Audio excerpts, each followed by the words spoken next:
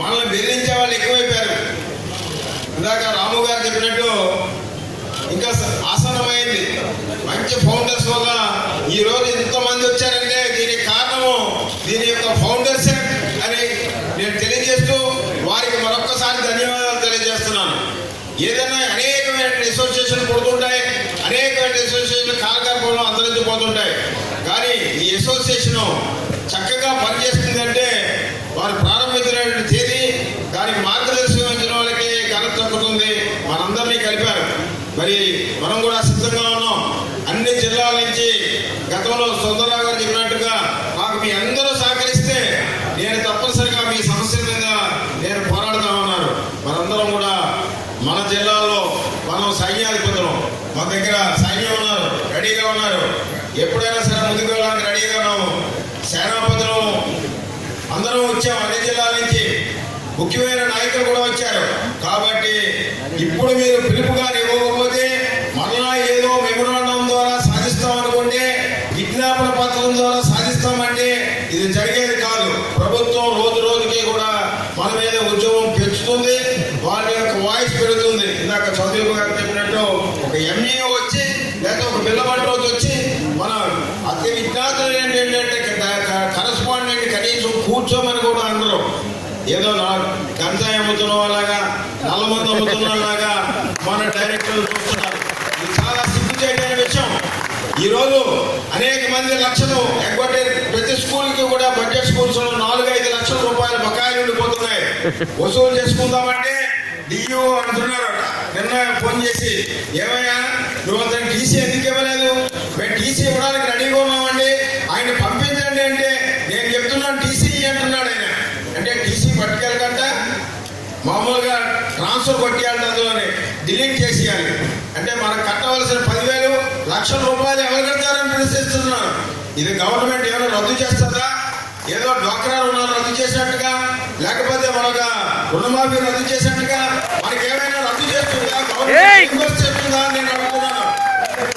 ఇంకా సిగ్గు చేయడం మూడే. ఇందాక చంద్రశేఖర్ చెప్పాడు, పాండవులు 5 డిమాండ్లు అడిగారు.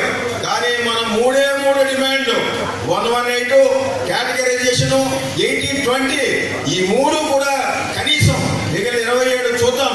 కనీసం ఈ 3 కూడా మనం సాధిస్తే చిరస్థాయిగా మన అసోసియేషన్ పేరు ఉంటుంది.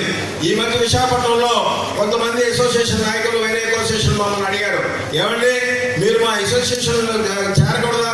ఏమండి ఎవరు బాధ చేస్తే అట్టే ఉంటాం, మేము అందరికీ సపోర్ట్ చేస్తామంటే అలా కాదండి, there should be only one association అన్నాడు. నిజమే, there should be only one association. Let us try for that. ఎవరైతే పోరాడతారో, ఎవరైతే సమస్యలు పరిష్కారం చేస్తారో అతనే అనగానే కార్యకర్తలు ఉంటారు, అతనే అనగానే సైనికులు ఉంటారు. కానీ పోరాటం చేయకుండా మెమోరాండం ఇవ్వడం ద్వారా లేదా బతిమాలుకోవడం ద్వారా మనం సాధించలేము. ఏమీ లేనిది ఈరోజు ప్రభుత్వం దిగి వస్తుంది. చర్మకారులకి ఒక కార్పొరేషన్ పెడుతుంది, లేకపోతే బ్రాహ్మణులకు ఒక అసోసియేషన్ పెడుతుంది, లేకపోతే కాపులకు ఒక అసోసియేషన్ పెడుతుంది, వాళ్ళ సమస్యను పరిష్కరిస్తుంది. కానీ మనం ఇంతమంది ఉన్నాం, 17,000 స్కూల్స్, ప్రైవేట్ స్కూల్స్. దీని వెనకాల లక్షల మంది మన పేరెంట్స్ ఉన్నారు, వాళ్ళు మన వెనకాల ఉన్నారు. ఈరోజు ప్రభుత్వం మీద మనం పోరాడి సాధిస్తేనే చిరస్థాయిగా ప్రైవేట్ స్కూల్స్ మనుగడ ఉంటుంది. లేకపోతే చిన్న ఉదాహరణ చెప్పి ముగిస్తాను. విశాఖపట్నంలో ఒక గవర్నమెంట్ డాక్టర్ గారు, వాళ్ళ భార్య బాగా చదువుకుంది, పిహెచ్డీ చేసింది.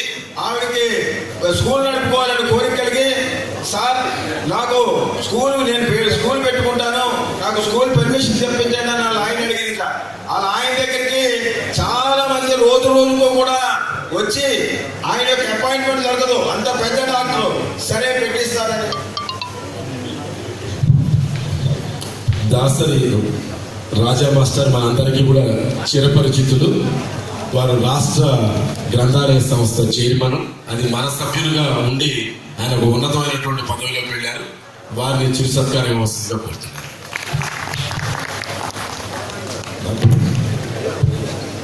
అంచేత మనం అడిగినది న్యాయబద్ధమైనటువంటి, పాండవులు అడిగినటువంటి 5 కూడా కాదు.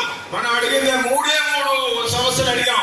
ఈ 3 సమస్యలను పరిష్కరించాల్సిన బాధ్యత ప్రభుత్వం మీద ఉంది. ప్రభుత్వంగానే చేయకపోతే మెడ వచ్చి బుక్కు వచ్చి మనం చేయించుకోవాల్సిన బాధ్యత మన మీద ఉంది.